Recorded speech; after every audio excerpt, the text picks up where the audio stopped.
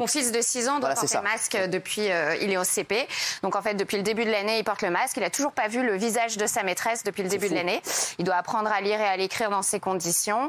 J'ai une petite fille de 3 ans donc qui est en petite section de maternelle. Et en fait, au-delà du masque, aujourd'hui, on a lancé un hashtag avec votre amie Myriam Palomba et d'autres personnes. Il va arriver dans un instant. Hashtag stop masque aux enfants. Elle va arriver dans un instant. Elle lance beaucoup de hashtags, c'est toute la journée. Ouais, mais là c'est un hashtag quand même important. Mais au-delà du masque, en fait, c'est tout le protocole sanitaire qui pose problème.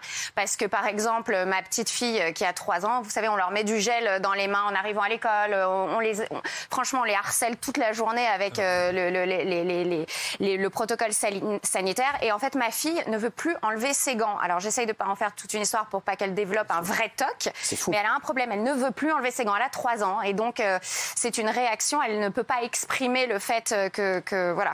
Non, mais ça, c'est un vrai problème. Ce que dit Béatrice, c'est intéressant quand même, parce que c'est. Elle a raison. Elle a raison, Jean-Michel Cohen. Elle a raison. Ça fait un moment que, de toute façon, il faut savoir que les enfants, ils ne le portent pas, le masque.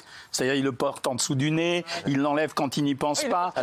Et deuxièmement, ça ne sert absolument à rien. C'est-à-dire que jusqu'à l'âge de 11 ans, quand on regarde les courbes statistiques de ce qui s'est passé au travers de cette maladie, on voit bien qu'il ne s'est rien passé. Et on voit aussi que tous les gosses l'ont attrapé. Nos enfants sont-ils en danger avec le masque? Pour vous, oui. Je pense que oui. Je pense qu'au-delà du fait que ce soit inutile, il y a une quarantaine d'études internationales qui ont démontré que ça ne servait à rien.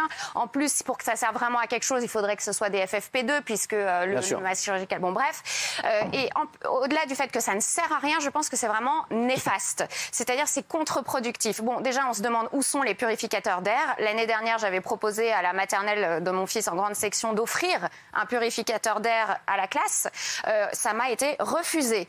Et on n'a toujours pas de purificateur d'air dans les classes des enfants, mais le protocole sanitaire est toujours en vigueur. Il faut savoir pour les gens qui n'ont pas d'enfants, parce que parfois les gens n'ont pas d'enfants et ne se rendent pas compte de ce qui se passe dans les écoles. Les enfants portent un masque 8 à 10 heures par jour, selon s'ils vont à l'étude ou pas. Avant et après la cantine, pendant la récréation en extérieur, pendant la gym.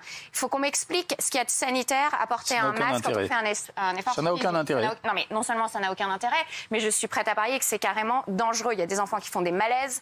C'est terrible. On a besoin de respirer quand on fait du sport. Là, ils ne peuvent pas. Il y a aussi des dérives. Il y a tellement de choses à dire, j'essaye de tout caser. C'est une cause qui me tient tellement à cœur. Il y a des dérives, il y a des profs qui punissent les enfants s'ils ont le masque juste sous